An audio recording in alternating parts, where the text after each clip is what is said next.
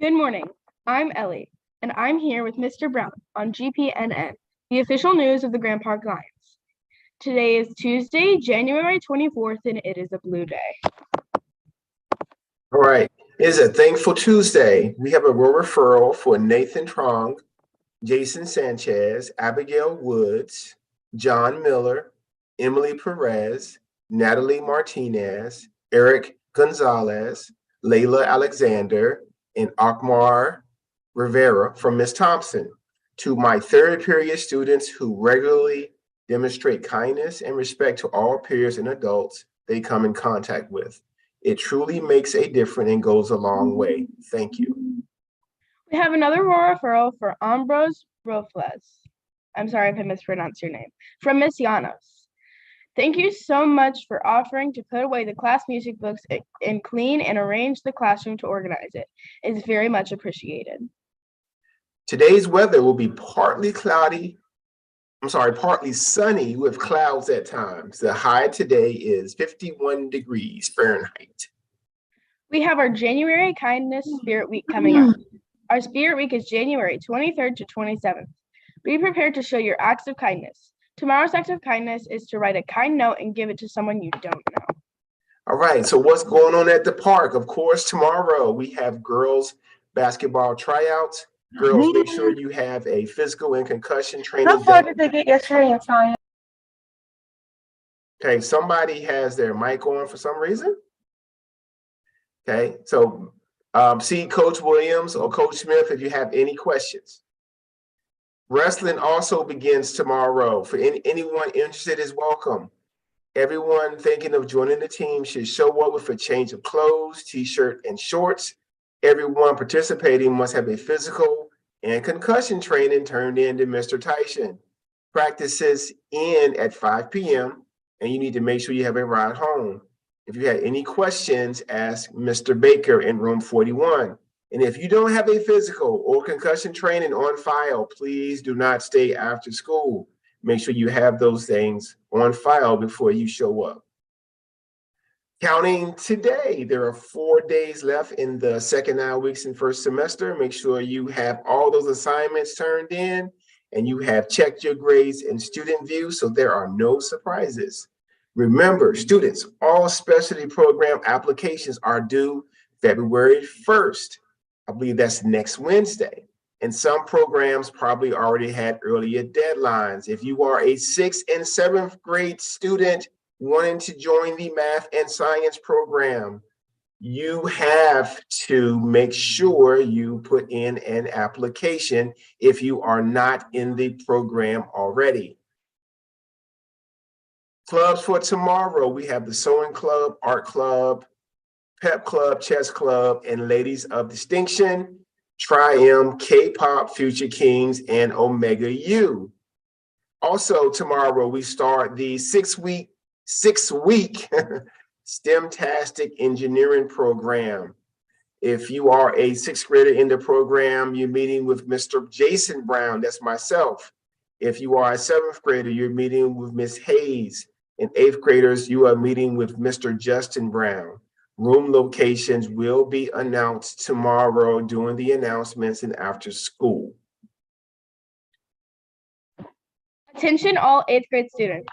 On January 31st and February 1st, counselors from the Forest Park and Potomac High School will be coming to GP to schedule their students for 9th grade. All zone students, regardless of specialty programs, will have to schedule regardless of specialty programs. To help you prepare for that visit, please see the Canvas announcement on your counseling Canvas page. There you will see available class options for 9th grade. Start thinking about which electives you would like to take and write down any questions you have about your freshman year classes. See Ms. Smith or Ms. Terry with any questions. All right, so the fun facts of the day. Today is National Education Day, which is awesome. So let's watch a short video by UNESCO.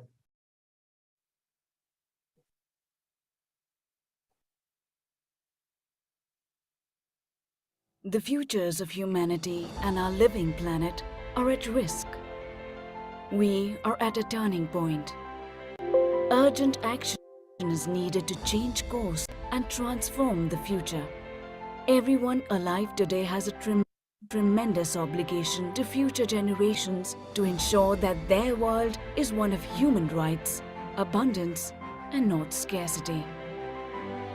Education is one of the key ways we address inequality, exclusion, and work on healing our damaged planet. But to transform the world, education needs to be transformed.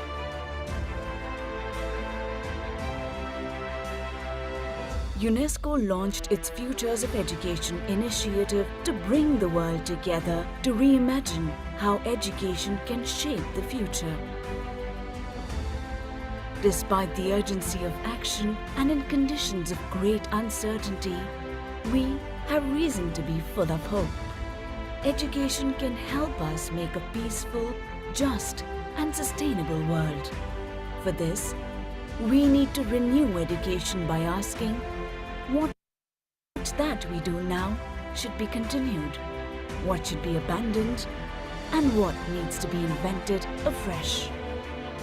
A new social contract for education needs to be built. Collectively, we must strengthen education as a global common good. Let's all work together in our communities and across the world to ensure that education best supports our shared futures.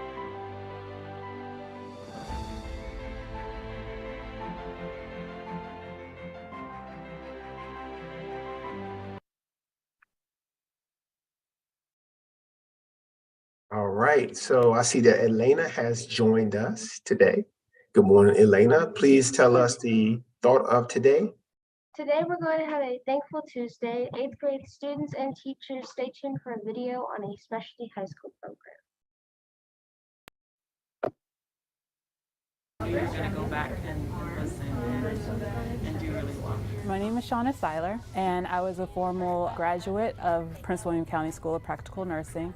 And now, years later, I'm back teaching.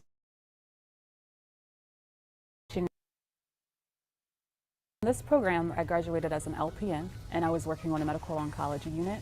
I also got my associate's degree, and then continued. Became a nurse manager on an oncology unit, and then I went and got my PhD in California. And from there, I'd get paid from the National Institute of Health to just have time to just focus on research. This program is very effective. I feel like it gave me everything I needed to be a great nurse, not just a mediocre nurse. The simulation room, I think, is one of the biggest changes that this program has made. This is a real life-size mannequin that we're dealing with. It gives the students the opportunity to have hands-on, to do everything they would do with a normal patient without being one-on-one with the patient. And it also allows them to relax and be able to practice as well. I'm Amy. I'll be your primary nurse today. During this COVID-19 pandemic, we're doing virtual simulation, and I'm debriefing or talking with them afterwards to see what they learned and how they can improve and things like that. We need great nurses, especially during this pandemic. We're seeing the importance of the medical field and the nursing profession. So if you're thinking about being a nurse and that's your passion, then I think that you should go for it, and it's very rewarding.